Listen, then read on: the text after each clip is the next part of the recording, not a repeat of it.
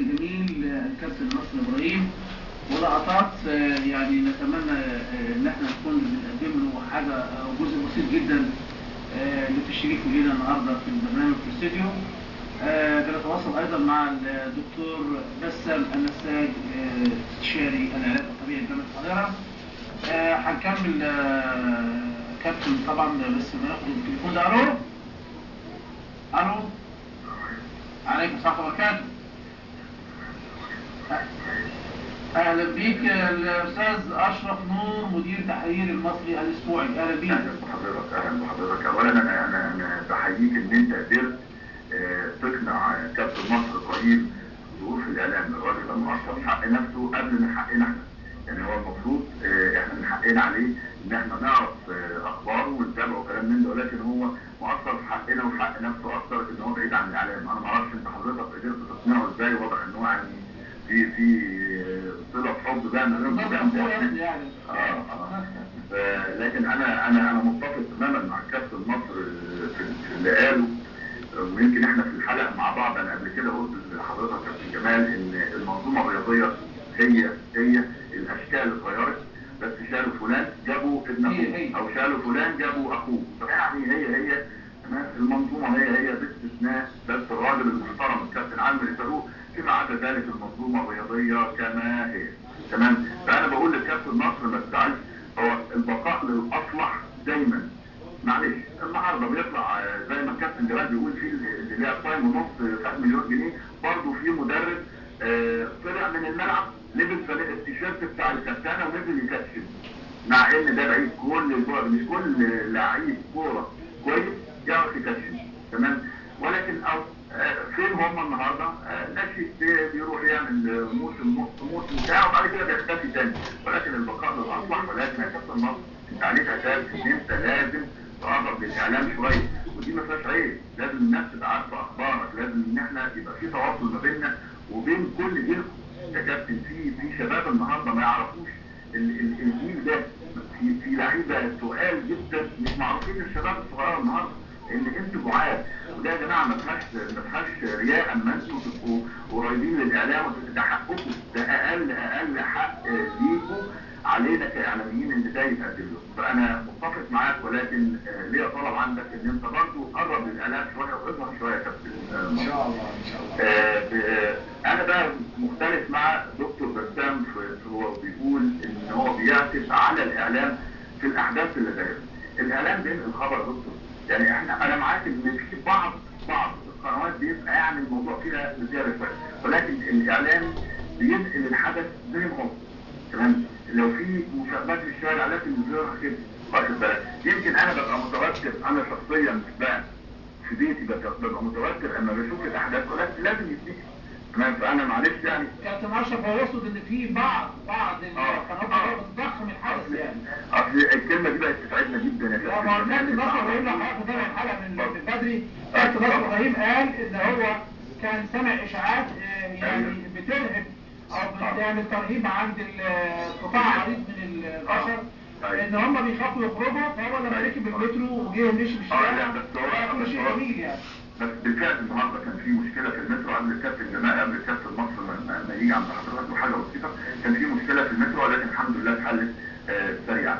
انا برضه دايما انت عارف انا بحب اجيب دايما الجانب المشرق. فانا في 3 اخبار كده عايز اقولهم لك في ظل زخم الاحداث اللي احنا فيها دي. ولكن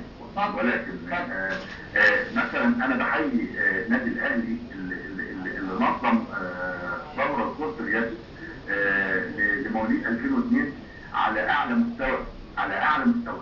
مواليد 2002 يعني هو ده الجيل اللي جاي. تمام. كان في 50 فرقه في الدوره يا كابتن جمال، يعني على الاقل ب 1000 لعيب. ده نظامها فين حتى بالظبط؟ في نادي الاهلي مدينه نصر. تمام. واللي فاز بيها نادي المقاولين العرب. وكان الحصان الاسود بتاع الفرقه دي فرقه واعده جدا اللي هي فرقه نادي اسكو مواليد 2002. الكابتن عيد ابراهيم المدير الفني والكابتن محمد شلبي مدرب الفريق. فرقه هايله.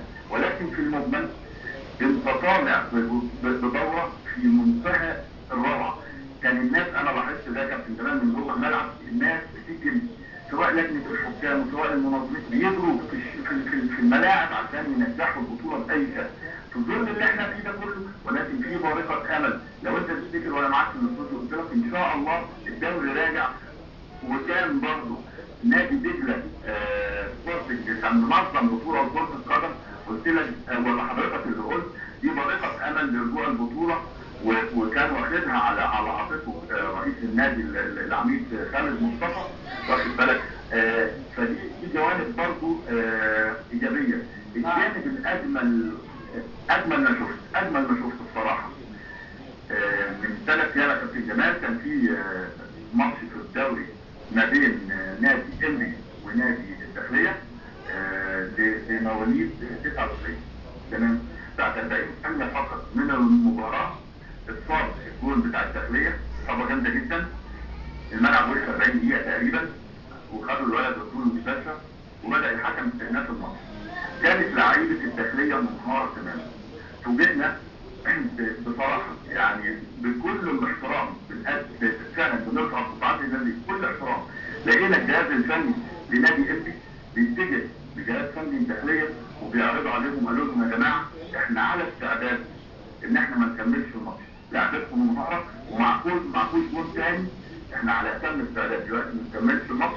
والموضوع نال استحسان كل الموجودين في الملعب بما فيهم الحكام، ويمكن لسه امبارح تقريبا الداخليه بعد جواب شكر للكابتن ثاني ندى والجهاز الفني للنادي انبي.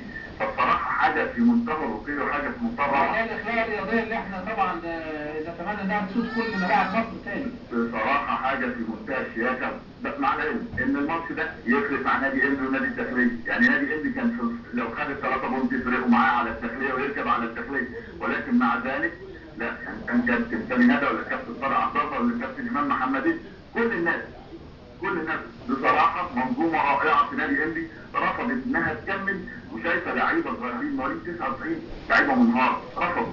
تمام. فانا من منظر حضرتك انا بحيي ال3 انديه سواء نادي الاهلي او نادي اسكو او نادي دجله او نادي انبي على الامل اللي ادوه لنا ان الحياه راجعه، وان ان شاء الله ان اجلا او عاجلا مصر هتستقر. وطولت عليك وانا سعيد ان انا كنت مع حضرتك.